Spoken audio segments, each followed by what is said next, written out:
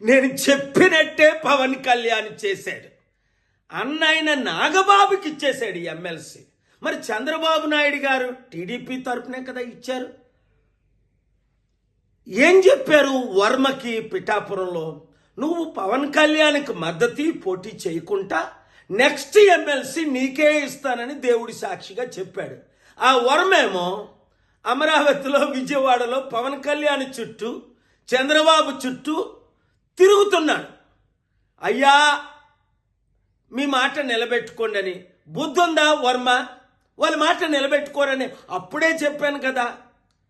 మరి ఈ మధ్యని పిఠాపురం మాజీ వైసీపీ ఎమ్మెల్యే దొరబాబు ఎవరో అట మళ్ళీ జనసేనలో చేరాడు. ఒరే నాకు అర్థం అవ్వట్లేదు, అసలు మీకు బుద్ధి బుర్ర ఉందా? 2008లో ఇదే పవన్ కళ్యాణ్ చిరంజీవి ప్రజారాజ్యం పార్టీ పెట్టి 100 కోట్లు 1000 కోట్లు కలెక్ట్ చేశారని మనం అందరం విన్నాం. కొంతమంది సూసైడ్ కూడా చేసుకున్నారు.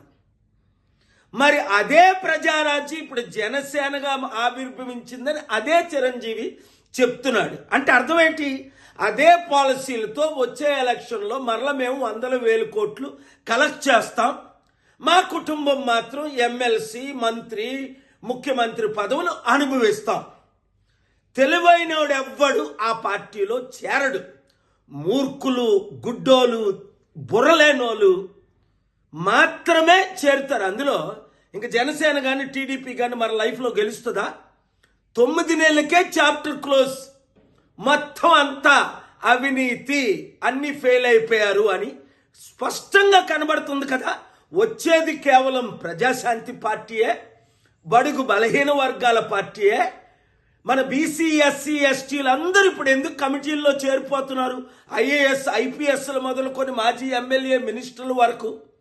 మీరు కూడా ప్రజాశాంతి పార్టీలో చేరండి, ప్రజలకు సేవ చేయండి. కుటుంబ కుల పార్టీకి ఇప్పుడైనా గుడ్ బై చెప్పండి. చెప్పని మీ ఎమ్మెల్యేలకు, అరే యూత్, నిరుద్యోగులు, మీరు వాళ్ళకు బుద్ధి చెప్పండి. ఈ వీడియో సత్యమైనది కనుక అందరికీ షేర్ చేయండి.